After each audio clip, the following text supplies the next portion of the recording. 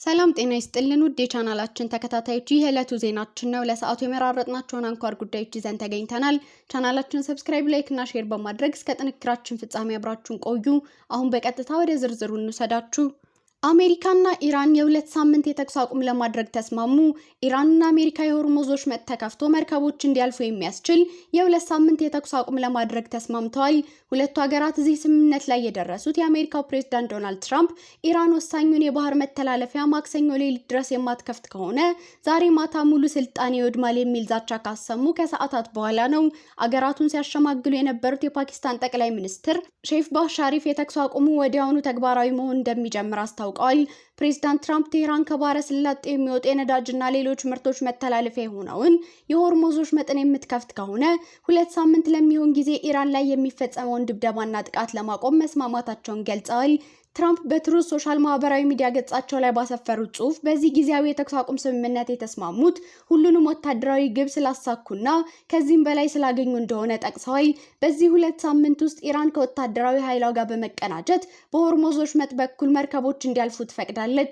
ኢራን በበኩሉ 10 ነጥቦች ያሉት እቅድ ይፋ አድርጋለች። በእቅዱ ውስጥ ከተካተቱት ጉዳዮች አንዱ ኢራን፣ ኢራቅ፣ ሊባኖስ እና የመን ውስጥ ጥቃቶች መቆም አለባቸው የሚል ነው። ኢራን ላይ የተጣሉ ማዕቀቦችን ለማንሳት ሙሉ ቁርጠኝነት እንዲኖር ማድረግ፣ በአሜሪካ የተያዙ የኢራን ገንዘብና ሀብቶችን መልቀቅ፣ እንዲሁም በሀገራቱ ላይ የደረሰውን ውድመት መልሶ የሚገነባበትን ወጪ የሚሸፍን ሙሉ የካሳ ክፍያ መፈጸሙን በእቅዱ ውስጥ ተጠቅሰዋል። የሀገሪቱ መንግስት ኢራን ማንኛውንም የኒውክሌር መሳሪያ እንዲኖራት ላለመፈለግ ሙሉ ቁርጠኛ ይሆናል ሲሉ ቃሉን ሰጥቷል። የኢራን የብሔራዊ ደህንነት ጠቅላይ ምክር ቤት ባወጣው መግለጫ ይህ የኢራን ድል በፖለቲካዊ ድርድር ላይ ይጸናል ብሏል። የፓኪስታን ጠቅላይ ሚኒስትር ሻሪፍ የተኩስ አቁሙ እስራኤል በኢራን የሚደገፈውን ሄዝቦላ ላይ ዘመቻ ከፍቻለሁ ባለችበት ሊባኖስ ውስጥም ተግባራዊ እንደሚሆን ተናግረዋል። የእስራኤል ባለስልጣናት ግን በሄዝቦላ የተጋረጠው ስጋት እስከሚወገድ ድረስ ከሊባኖስ እንደማይወጡ ተናግረዋል። የእስራኤል ጠቅላይ ሚኒስትር ቤንያሚን ኔታንያሁ የተኩስ አቁሙ ይፋ ከተደረገ ከጥቂት ሰዓታት በኋላ ባወጡት መግለጫ ኢራን በአፋጣኝ ሆርሙዝ ወሽመጥን የምትከፍት እንዲሁም አሜሪካ፣ እስራኤልና ሌሎች የቀጠናው ሀገራት ላይ የምትፈጽመውን ጥቃት የምታቆም መሆኗን ተከትሎ የሚሰነዘርባት ጥቃት ለሁለት ሳምንት እንዲቆም ፕሬዝዳንት ትራምፕ ያስተላለፉትን ውሳኔ እስራኤል ትደግፋለች ብለዋል። የጠቅላይ ሚኒስትሩ መግለጫ አክሎም የተኩስ አቁሙ ሊባኖስን አያካትትም ሲሉ እስራኤል እግረኛ ወታደሮቿን ባሰማራችባት ጎረቤት ሀገር ተፈጻሚ እንደማይሆን ገልጿል። በጦርነቱ ጅማሬ ላይ የኢራን ጠቅላይ መሪ መገደላቸውን ተከትሎ ሂዝቦላ ወደ እስራኤል ሮኬቶችን ከተኮሰች በኋላ እስራኤል እግረኛ ወታደሮቿን ጭምር ወደ ሊባኖስ አሰማርታለች። ባለፉት ሳምንታት ወደ ደቡባዊ ሊባኖስ እግረኛ ወታደሮቿን ያሰማራችው እስራኤል ከሂዝቦላ በኩል የሚመጣ ማንኛውም አይነት ስጋት እስኪወገድ ድረስ ወታደሮቿ ከሊታን ወንዝ በስተደቡብ እንደሚቆዩ አስታውቃለች። እስራኤል በአካባቢው የሂዝቦላ አባላት ይንቀሳቀሳሉ በማለት ቤቶችና መንደሮችን በማፍረሷ በመቶ ሺዎች የሚቆጠሩ ሰዎች ለመፈናቀል ተዳርገዋል።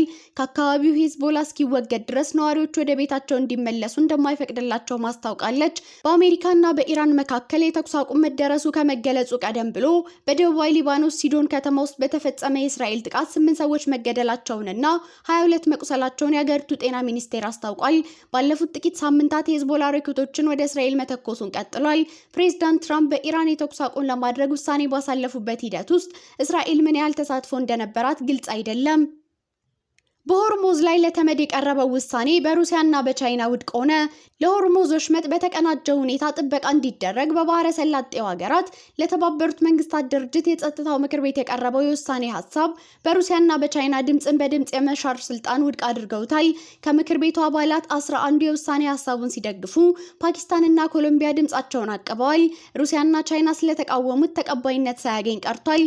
የውሳኔ ሀሳቡ ረቂቅ ላይ ለሳምንታት ድርድር ሲደረግ ቆይቶ የሆርሙዝ ወሽመጥን ለመጠበቅ ወታደራዊ ኃይልን መጠቀም የሚፈቅደው ክፍል እንዲቀር ተደርጎ አገራት የመከላከል እርምጃ እንዲወስዱ በሚል ተለውጦ ነበር። የመንግስታቱ ድርጅት የጸጥታው ምክር ቤት ስብሰባን የባህሬን የውጭ ጉዳይ ሚኒስቴር ዶክተር አብዱላጢፍ ቢን ራሺድ አልዛያን በሰብሳቢነት የመሩት ሲሆን ሰብሳቢው ድምጽ ከመሰጠቱ በፊት የውሳኔ ሀሳቡ አዲስ ሁኔታን የሚፈጥር ሳይሆን በሆርሙዝ ላይ ኢራን የፈጠረችውን ተደጋጋሚ ችግር ለማስቆም አስፈላጊ በመሆኑ የቀረበ ነው ሲሉ አስረድተው ነበር። የውሳኔ ሀሳቡ ተቀባይነት የማያገኝ ከሆነ ወሳኝ የባህር መተላለፊያ መስመሮችን በመሳሪያነት መጠቀምን በማበረታታት ከሆርሙዝ ባሻገር በሌሎች ቦታዎችም እንዲደገም በማድረግ ዓለምን ወደ ህግ አልባነት ያሸጋግራታል ብለዋል። ውሳኔውን ድምጽን በድምጽ በመሻር ውድቅ ያደረጉት ቻይናና ሩሲያ በሆርሙዝ መዘጋትን ብዛም ችግር እንዳልገጠማቸው ሲዘገብ ቆይቷል። ቻይና በሆርሙዝ ወሽመጥ በኩል መርከቦቻቸው ያለ ችግር መተላለፍ ከቻሉ ሀገራት መካከል አንዷ ስትሆን ሩሲያ ደግሞ ተጥሎባት የነበረው የነዳጅ ሽያጭ ማዕቀብ በሆርሙዝ መዘጋት ምክንያት ላልቶላታል። አሜሪካና ኢራን የሆርሙዝ ባህረ ሰላጤን ለመክፈት ከተስማሙ በኋላ የነዳጅ ዋጋ ቀነሰ። አሜሪካና ኢራን የሆርሙዝ ወሽመጥ እንዲከፈት የሚያደርግ የ2 ሳምንት ተኩስ አቁም ለማድረግ መስማማታቸውን ተከትሎ ዓለም አቀፍ የነዳጅ ዋጋ ከፍተኛ ቅናሽ አሳየ። ዓለም አቀፍ የነዳጅ ዋጋን ለመለካት ጥቅም ላይ የሚውለው የብሬንት ድፍድፍ ነዳጅ የአንድ በርሜል ዋጋ በ13 በመቶ ገደማ ቀንሶ $94.80 ገብቷል። በአሜሪካ የሚሸጠው ነዳጅ ደግሞ በ15 በመቶ ቅናሽ በማሳየት ዋጋው $96.75 ደርሷል። አሁንም ቢሆን ግን የነዳጅ ዋጋ የኢራን ጦርነት ከመጀመሩ አስቀድሞ ሲሸጥ ከነበረበት በበርሜል $70 ገደማ እንደጨመረ ይገኛል። በአሜሪካና እስራኤል ጥቃት የተከፈተባት ኢራን በሆርሙዝ ወሽመጥ በኩል የሚያልፉ መርከቦች ላይ ጥቃት እንደምትከፍት ከዛተች በኋላ የመካከለኛው ምስራቅ ነዳጅና ጋዝ አቅርቦት እየተስተጓጎለ ሲሆን ዋጋው በከፍተኛ መጠን ጨምሯል። ወሽመጡ መዘጋቱን ተከትሎ ለረጅም ጊዜ ባህር ላይ የቆዩ በርካታ ነዳጅ ጫኝ መርከቦች በአሁኑ ስምምነት እንዲያልፉ እንደሚፈቀድላቸው ይጠበቃል። የመርከቦቹ ማለፍ ለዓለም አቀፍ የነዳጅ ገበያ ላይ ትልቅ እፎይታ እንደሚሆን ባለሙያዎቹ እየተናገሩ ይገኛሉ። እስራኤል በሊባኖስ የታይሪ ከተማ የሚገኙ ነዋሪዎች በአስቸኳይ አካባቢውን ለቀው እንዲወጡ አሳሰበች። የእስራኤል ጦር በደቡባዊ ሊባኖስ በምትገኘው የታይሪ ከተማ ለሚኖሩ ዜጎች ከተማቸውን ለቀው እንዲወጡ አስቸኳይ ትዕዛዝ አስተላልፏል። ጦሩ ባወጣው መግለጫ ነዋሪዎቹ ደህንነታቸውን ለመጠበቅ ሲሉ መኖሪያ ቤታቸውን በአስቸኳይ ለቀው ከዛህሪን ወንዝ በስተሰሜን ወደሚገኘው አካባቢ እንዲንቀሳቀሱ አሳስቧል። እስራኤል ቀደም ብሎ በሰጠችው መግለጫ የተኩስ አቁም ስምምነቱን እንደምትደግፍ ብትገልጽም ስምምነቱ ግን ሊባኖስን እንደማይጨምር መናገሯ ይታወሳል። በተቃራኒው የተኩስ አቁም ድርድሩን በማመቻቸት ረገድ ሚና የነበራቸው ኢራንና የፓኪስታን ጠቅላይ ሚኒስትር በበኩላቸው ስምምነቱ እስራኤል በኢራን የሚደገፈውን ሂዝቦላ ጋር በምትዋጋበት ሊባኖስንም እንደሚያካትት ገልጸዋል። የተባበሩት አረብ ኤሚሬትስ በጦርነቱ ድል ተቀናጅቻለሁ አለች። የተባበሩት አረብ ኤሚሬትስ ፕሬዝዳንት አማካሪ ሀገራቸው ጦርነቱ ከተጀመረ አንስቶ መደበኛ የሆኑ የኢራን ጥቃቶች ቢሰነዘሩባትም በድል መወጣቷን ይፋ አድርጋለች። አንዋር ጋርጋሽ እንደተናገሩት ክህደት የታከለበት ጥቃት ሉዓላዊነታችንንና ክብራችንን እናስጠብቀናል ብለዋል። አክለውም የተወሳሰበውን ቀጠናዊ ሁኔታ በላቀ ብልጫ፣ በሰላ ግንዛቤ እንዲሁም የወደፊቱን የመቅረጽና የመወሰን አቅማችንን በማጠናከር ወደፊት እንጓዛለን ሲሉ ገልጸዋል። የሀገሪቱ መከላከያ ሚኒስቴር ጦርነቱ ከተጀመረ አንስቶ በኢራን የተሰነዘሩና በአየር ላይ የከሸፉ ጥቃቶችን በተመለከተ መደበኛ መረጃዎችን ሲያወጣ ቆይቷል። ባለፈው ማክሰኞ በወጣ መረጃ መሰረት ዩናይትድ አረብ ኤሚሬትስ ከተሰነዘሩባት 2221 ድሮኖች እና 26 ክሩዝ ሚሳኤሎች እንዲሁም 520 ባሊስቲክ ሚሳኤሎችን ማክሸፏን ገልጻለች። በሌላ በኩል የኦማን የውጭ ጉዳይ ሚኒስቴር የተኩስ አቁም ስምምነቱን በደስታ ተቀብለውታል። የኦማን የውጭ ጉዳይ ሚኒስቴር ለስምምነቱ መሳካት ፓኪስታን ላበረከተችው አስተዋጽኦ እውቅና የሰጡ ሲሆን ወደ ዘላቂ የተኩስ አቁም ለመድረስ ግን ወደፊት ጥረቶችን ማጠናከር አስፈላጊ መሆኑን አስምሮበታል። በቱርክ ኢስታንቡል የእስራኤል ቆንስላ አካባቢ 3 ሰዎች በጥይት ተመተው ተገደሉ።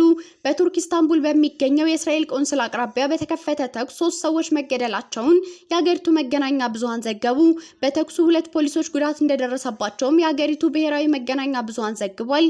መገናኛ ብዙሃኑ 3ቱ ተጠርጣሪዎች እርምጃ ተወስዶባቸዋል ያሉ ሲሆን ቢያንስ 2ቱ መገደላቸውን አስታውቀዋል።